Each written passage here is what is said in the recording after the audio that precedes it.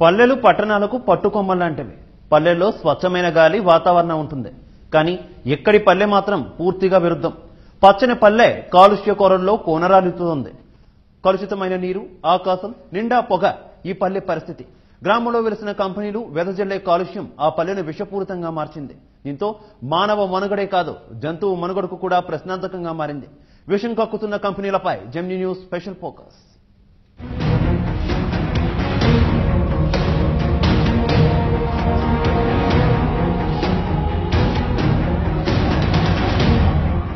యాదాద్రి భువనగిరి జిల్లా భూదాన్ పోచంపల్లి మండలం దోతిగూడెం గ్రామంలో ఔషధ కంపెనీల సంఖ్య ఎక్కువ. వాటి నుండి వెలువడే కాలుష్యం అంతా ఇంతా కాదు. స్థానికులకు ఉద్యోగులు కల్పిస్తామని, కాలుష్యం వెలువడకుండా చూస్తామని మాయమాటలు చెప్పి ఇక్కడ కంపెనీలు నెలకొల్పి ఇక్కడి ప్రజల ప్రాణాలతో చెలగాటమాడుతున్నారని ఇక్కడి ప్రజలు వాపోతున్నారు. కాలుష్య నియంత్రణ బోర్డు ఆదేశాలు తుంగలో తొక్కి పల్లెను మొత్తం కాలుష్యంతో నింపివేస్తున్నారని స్థానికులు ఆరోపిస్తున్నారు. ఇక్కడ ఉన్న ఫార్మసీ కంపెనీలు అన్ని విషపూరితమైన వ్యర్థ పదార్థాలు విడుదల చేసేవే. ఫార్మసీ కంపెనీల నుండి వచ్చే దుర్వాసన అంతా ఇంతా కాదు.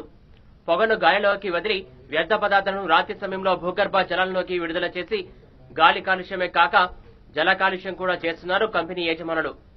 పోచంపల్లి మండలంలోని దోతిగూడెంతో పాటు చుట్టుపక్కల గ్రామాలైన తార్మోజిగూడెం, ఎల్లగిరి, జుబ్లిక్పల్లి ప్రజలు సైతం కాలుష్యంతో బాధపడుతున్నారు. కలుషితమైన గాలి పీల్చడం వల్ల, కలుషిత నీరు త్రాగడం వల్ల అక్కడి ప్రజలు కీళ్ల నొప్పులు, శ్వాసకోశ, మూత్రపిండాల వ్యాధులతో బాధపడుతున్నారు.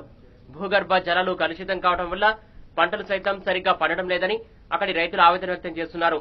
ఉదయం రాత్రి తేడా లేకుండా ఫార్మా కంపెనీ యజమానులు గాలిలోనికి, భూగర్భంలోకి వ్యర్థ పదార్థాలు విడుదల చేస్తున్నా పొల్యూషన్ అధికారులకు మాత్రం చీమ కుట్టినట్లు కూడా లేదు. అక్కడి ప్రజలు ఫార్మా కంపెనీలపై ఎన్నిసార్లు ఫిర్యాదు చేసినా నామమాత్రపు తనిఖీలు నిర్వహించి చేతులు దులుపుకుంటున్నారు పొల్యూషన్ అధికారులు. పొల్యూషన్ ని పూర్తి స్థాయిలో అరికట్టాలి అనే డిమాండ్ చేస్తున్నాం. అందరం కూడా పొల్యూషన్ బాధితులే. ఎందుకంటే 60-70 ఇండస్ట్రీస్ ఉన్నాయి. ఈ ప్రాంతం అంతా సర్వనాశనం అయిపోయే పరిస్థితి ఉంది. ఉద్యోగాలు వస్తాయి, వేరే ఆశలు వస్తాయని ఇండస్ట్రీస్ ని వెల్కమ్ చెప్పినాం. కానీ పొల్యూషన్ మాత్రం ఎవరం కూడా వెల్కమ్ చెప్తలేం. ఖచ్చితంగా ఈ ఫార్మా పొల్యూషన్ మాత్రం విపరీతంగా ఉంది. గౌరవ ముఖ్యమంత్రి గారు ఫార్మాసిటికల్ ముచ్చర్ల సెజ్జు ధరలు ఇస్తారు కాబట్టి సెజ్జు పోవాలని ఈ ఇండస్ట్రీ వాళ్ళకి రిక్వెస్ట్ చేస్తున్నాం. మీరంతా రైతులు కాబట్టి, మీరు రైతు కుటుంబాల నుంచి వచ్చారు కాబట్టి ఇండస్ట్రీ వాళ్ళకి ఏం చెప్తున్నాం అంటే ఇక్కడ రైతులు బతకాలంటే మీరంతా ముఖ్యమంత్రి గారు చెప్పినట్టు ఫార్మా సెజ్జుకి వెళ్ళిపోవాలని రిక్వెస్ట్ చేస్తున్నాం. వాళ్ళు దోతిగూడెంలో వెలిసిన ఫార్మా కంపెనీల పుణ్యమాని ఇక్కడ యువతీ యువకులకు పెళ్లిళ్లు కూడా కావడం లేదని ఇక్కడి వారు ఆవేదన వ్యక్తం చేస్తున్నారు. ఫార్మా కంపెనీల నుండి వ్యర్థ పదార్థాల వల్ల గాలి, నీరు కాలుష్యం జరిగి జుట్టు తెల్లబడటం, జుట్టు రాలిపోవటం, చర్మంపై బెందులు, దురదతో తీవ్ర ఇబ్బందులు పడుతున్నారు దోతిగూడెం ప్రజలు. విషయం తెలుసుకున్న జెమిని న్యూస్ దోతిగూడెం చేరుకుని అక్కడి ప్రజలు ఫార్మా కంపెనీల వల్ల పడుతున్న బాధలు ప్రభుత్వానికి తెలిపే ప్రయత్నం చేసింది. జెమిని న్యూస్ దోతిగూడెం చేరుకున్న విషయం తెలుసుకున్న పొల్యూషన్ అధికారులు హుటాహుటిన దోతిగూడెం చేరుకున్నారు. కంటి తుడుపు చర్యగా భూగర్భ జలాలను నమూనా సేకరించి నివేదికను ప్రభుత్వానికి ఇస్తామని చేతులు దులుపుకున్నారు.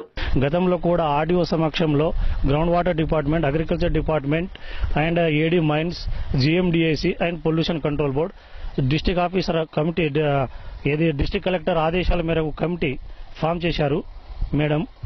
సో ఆ ఆదేశాల మేరకు as per district collector direction ప్రకారం కమిటీ 3 టైమ్స్ ఇక్కడ విజిట్ చేసి దోతిగూడెంలో గ్రౌండ్ వాటర్ శాంపుల్ అన్ని తీసుకోవడం జరిగింది.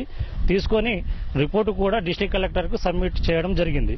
ఈ రోజు కూడా వచ్చి శాంపుల్ తీసుకొని పై అధికారులకు రిపోర్టు పంపిస్తారు. దోతిగూడెంలో వెలిసిన ఫార్మా కంపెనీల వల్ల భూగర్భ జలాలు పూర్తిగా కలుషితం కావడంతో పంట పొలంలో ఎదుగుదల నశించి పంటలు సరిగ్గా పండడం లేదని, పశువులు కూడా అనారోగ్యం పడి ఎదుగుదల లేక చనిపోవడం జరుగుతుందని దోతిగూడెం రైతులు ఆవేదన వ్యక్తం చేస్తున్నారు.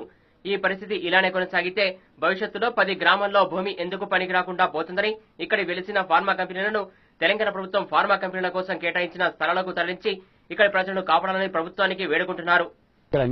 ఇప్పుడు పోయి చూస్తే కూడా తెలుస్తుంది. ఈ పత్తి చేను వేసినా మొత్తం అప్పుడు పత్తి కాయలే ముందర మొత్తం మాడిపోతుంది, మొత్తం ఎర్రగా అయి మాడిపోతుంది. ఇప్పుడు ఒరిసేను మొత్తం మాడిపోయి చచ్చిపోయిందంతా. 800 ఫీట్లు వేసారు ఒక్కొక్కరు. అవి అండర్ గ్రౌండ్ లో తీసి పెడితే ఆ నీళ్లు ఆ రకంగా పోస్తున్నాయి, బురుగు ఆ రకంగా పోస్తున్నది.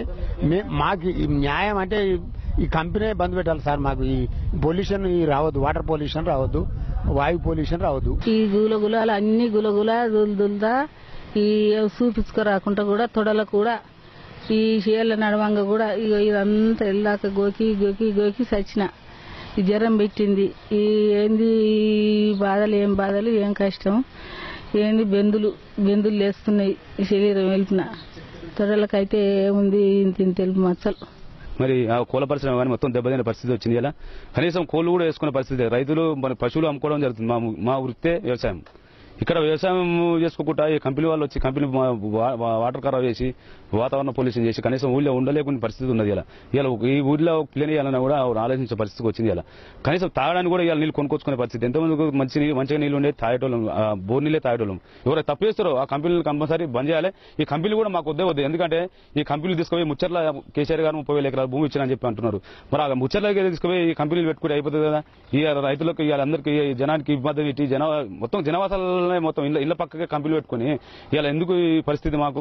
ఈ పరిస్థితి ఇలానే కొనసాగితే భవిష్యత్తులో 10 గ్రామాల్లో భూమి ఎందుకు పనికి రాకుండా పోతుందని ఇక్కడి వెలిసిన ఫార్మా కంపెనీలను తెలంగాణ ప్రభుత్వం ఫార్మా కంపెనీల కోసం కేటాయించిన స్థలాలకు తరలించి ఇక్కడి ప్రజలను కాపాడాలని ప్రభుత్వానికి వేడుకుంటున్నారు.